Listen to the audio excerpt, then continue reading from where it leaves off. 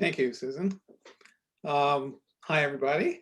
Uh, Hopefully some of you have taken a course or two from me before, and those courses were scientific in the sense I was teaching you what we think we've learned.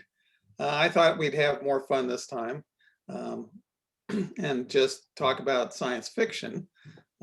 Science fiction, I think, is what got me into astrophysics. It was my interest in that aspect of space that first started me.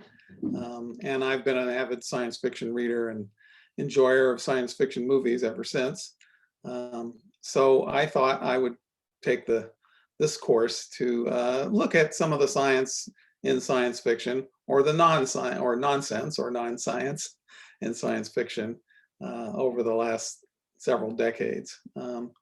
So we're gonna talk partly about the real physics behind some of these things and the extent to which they're possible or not possible, and we'll talk about some of the other implications that come. Science fiction is always really about sort of human sociology and psychology, but it uses technology as a background, so we'll talk about that too. I hope the course will be a more interactive course. I don't plan to lecture the whole time. I'm hoping people will have lots of questions, and we'll have discussion as much as lecture during this.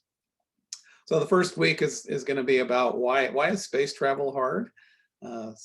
Travel in our own solar system and then travel to other stars. I'll talk about the limitations of rockets, the limitations of modern physics as we understand it.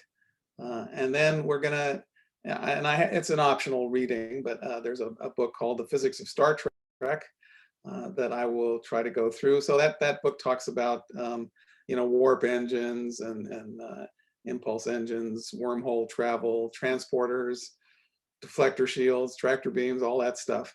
Is that possible? What would it take to do that? And what part of it is not really possible? And then, of course, the Starship Enterprise visits many planets with alien species. So we'll talk about other planets and life on other planets and civilizations and the Fermi paradox. Why aren't aliens crawling all over us now? Some people say they are. We'll talk about that a bit as well. And then on to the question of machine life, general artificial intelligence, robots and androids. And how they would interact with people. And then my favorite topic in science fiction, which is time travel. I put in the syllabus, I said, why time travel is impossible. So we can argue about that. But time travel is a really great literature trope. So I definitely want to talk about all the books and the different ways people imagine time travel could happen. But I'll also talk about time from a physics point of view. And then the last couple of lectures, I hope that by then we will have accumulated a list of the best and worst movies and books that people have read or seen.